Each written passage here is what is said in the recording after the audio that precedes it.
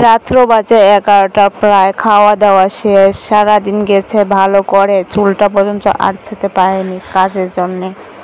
তাই এখন একটু রেস্ট পেয়েছি, তাই মাথাটা আঁচড়ে চুলটা বেঁধে নিচ্ছি তাড়াতাড়ি করে।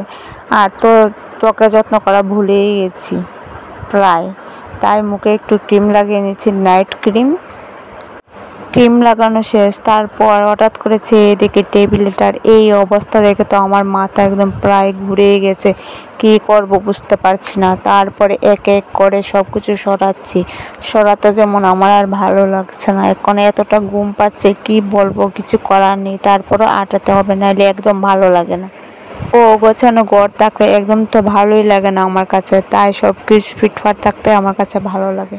তাই সব কিছু আটিয়ে নিচ্ছি, প্রায় শেষ পথে হয়ে গেছে। এখন দেখো তো বন্ধুরা, টেবিলটা কেমন হয়েছে, আগের থেকে প্রায় ভালোই হয়েছে। এখন আর শেষ, কাজ টাজ মোটামুটি খাওয়া দাওয়া শেষ, এখন ঘুমিয়ে পড়বো।